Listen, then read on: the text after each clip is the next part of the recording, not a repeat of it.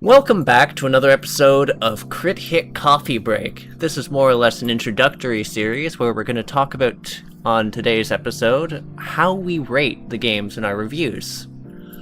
For those who've actually watched reviews to the end, you'll see at the end a rating, like a little stamp generally, or we'll mention it, of it being either a critical fail, a fumble, a hit, or a critical hit.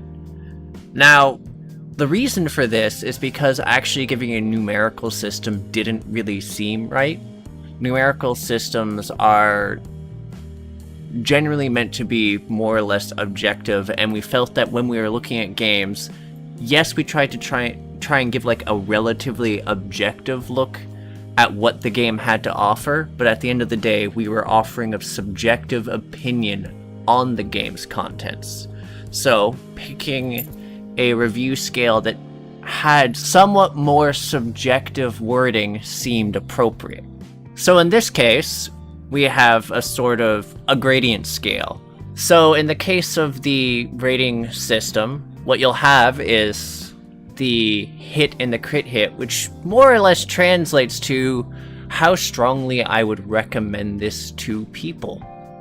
In the case of a critical hit, those are the games that I adore the most, that I just couldn't really find much that detracted from my enjoyment. With a hit, there could be some small things here and there, but overall the experience was a positive one and I enjoyed it as a game.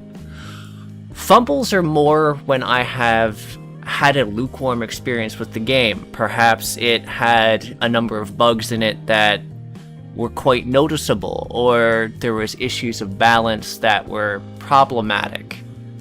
Excessive amounts of grind to the point that the game's enjoyable moments get overshadowed by tedium can lead to a fumble. Generally, when a fail comes up, it either means that the game is like completely boring and unenjoyable to play, or it's broken.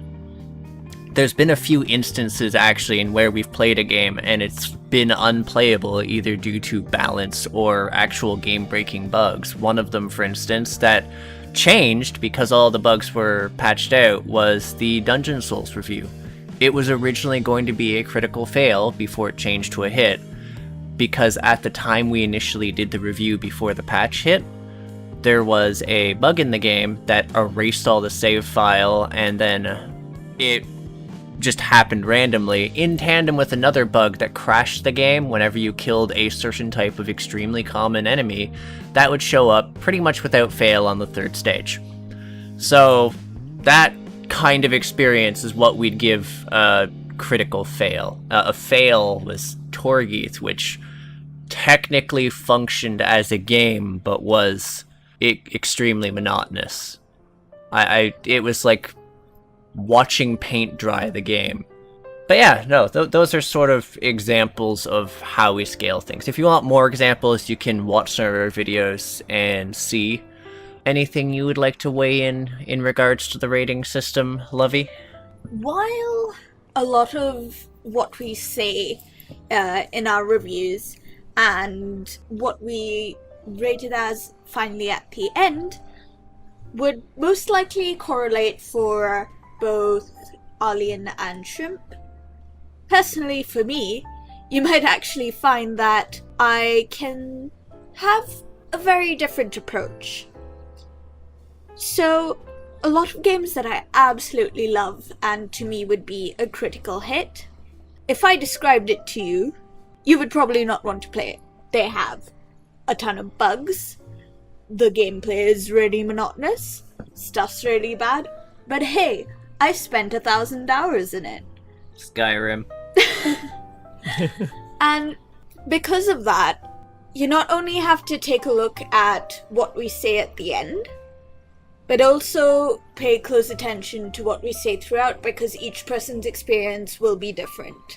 And we do tend to underline our experiences without focusing on fuss row dank memes. Also, Shrimp. So I won't really be in any of the future reviews, but because I really don't like saying negative things about games, which has been most of my reviews, so I wasn't enjoying those. But for the reviews I have done, I'll rate the games mostly on what I recommend them to someone, and especially for the price they were. So, like what Lovi said, it'll like my opinions as the review goes on will come in, so it won't be just my final rating. I mean, I think that's more or less true of all of us. I'm a bit more, I think, restrained until the end, because I go by a bit more of a, this is what I picked out from the game, and looking at it from the perspective of like a QA a lot of times.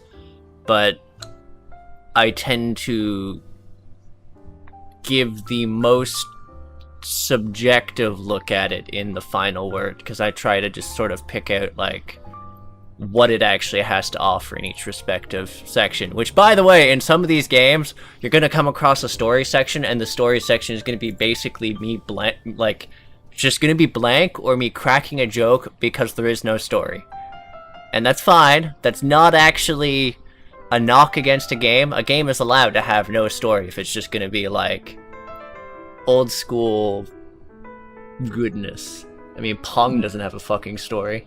But that will also tell you if that's your type of game or not, because some people exclusively play games for the story, and some people aren't that interested and just sometimes want something to chill with. And some people are actually very specifically only into graphics, and we highlight all these points in the case of like graphics, the audio, the story, and the gameplay.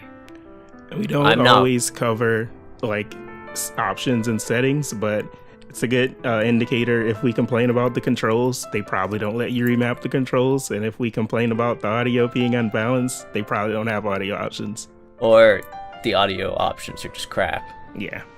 Or in the case of the controls, they let you actually tinker with them, but it doesn't matter because they're broken anyways. That happens, yeah, true. Yeah, that happens. Anyway, so that was this little short introductory episode of how we rate games, essentially. If you enjoyed this video, please like, comment, subscribe, and, you know, sharing is caring. In addition to all the usual YouTube stuff, we have a Discord, so you should probably click the link we have to head over there, so you can interact further with us and our cute community with other people like Shrimp, the sweetheart he is. Gross.